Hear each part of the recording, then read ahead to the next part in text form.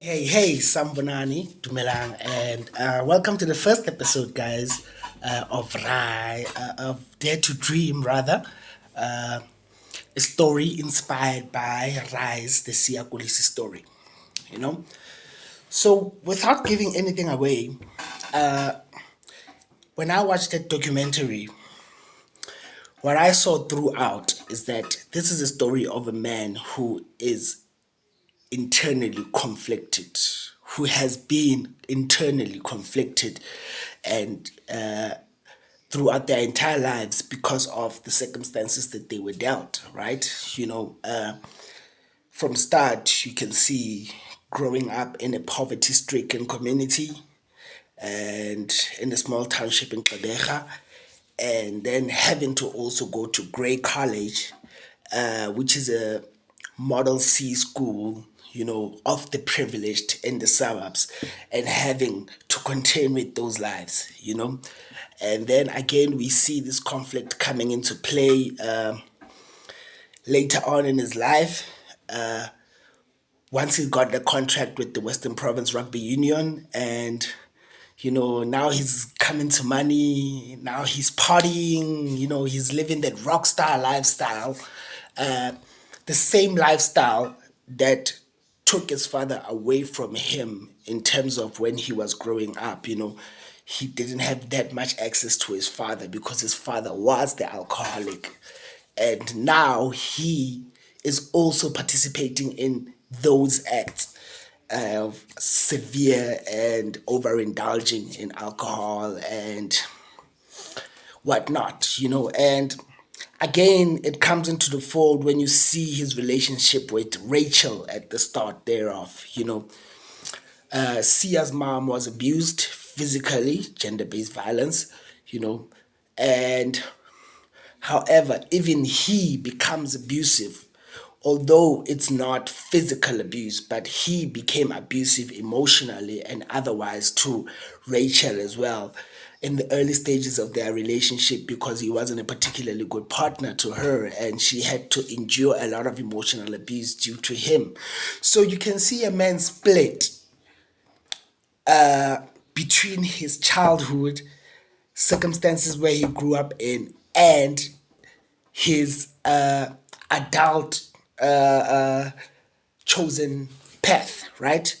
So, what I get from this is that later on, but everything gets to come together, everything gets to come together. Now we get a Sia who, okay, now he leaves alcohol. Now he takes responsibility that his life is going to be a model of possibilities to so many black children out there in the communities where he grew up in, to also dare to dream.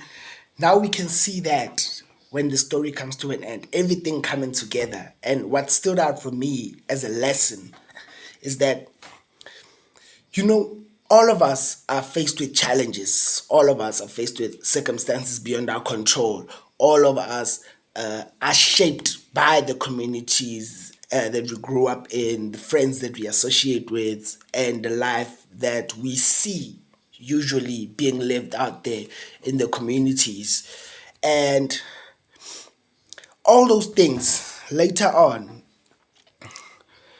they are meant to shape you to become the man that you are meant to be, to walk in your calling, right?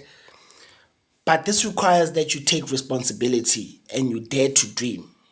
Like, I feel like what kept Sia going was his dare to dream. He dared to dream. He dared to say that regardless of what phase of his life it was, whether it was at Grey, whether it was at Western Province, he never lost sight of the fact that he wants to be a change in the community.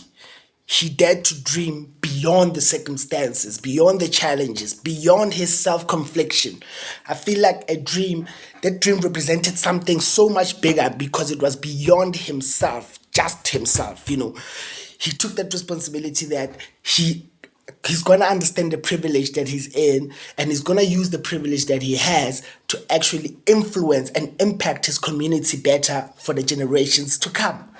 And I feel like that's why we should also dare to dream beyond every single circumstance or every single challenge or all the conflicts that we may have internally or externally, because and dare to dream beyond ourselves, dare to dream beyond the selfish, dream for some things that are bigger than ourselves, because those are the things that are going to sustain us and keep us going, even when we are derailed uh, by those temporary trials and tribulations that we may face on our journeys, while on our journeys. Because I feel like that's what kept him grounded. That's what kept him going, despite all those challenges. I mean, when you see his story with Rachel,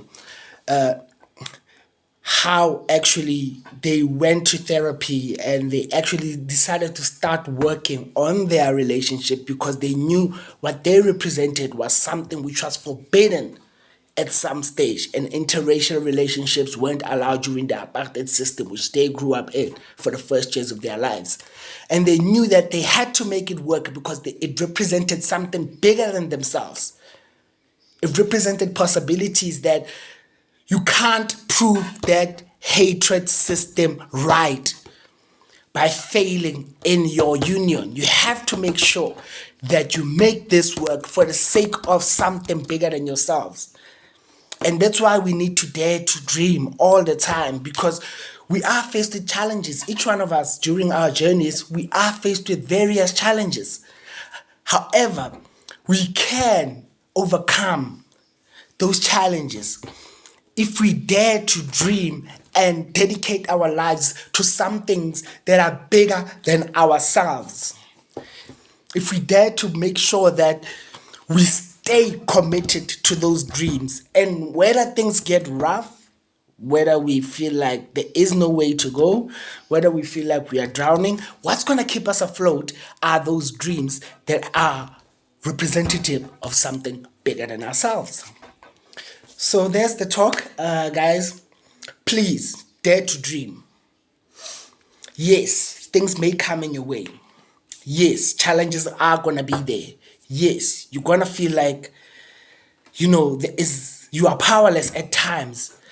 But what's gonna keep you on your path, and what's gonna keep you grounded, and what's gonna keep you triumphant in all those circumstances are those responsibilities that you take, where you dare to dream to make your life model something bigger than yourself. And you want to influence positive change beyond just yourself. And that's what this episode was all about. Have a lovely day, guys. Thank you so much for tuning in. Please tune in for other episodes inspired by many different things. We are trying out here to help each other out because, it's not easy out here. And sharing is caring, man. So why not? So have a lovely one and take care. Dare to dream. Don't you forget. Peace.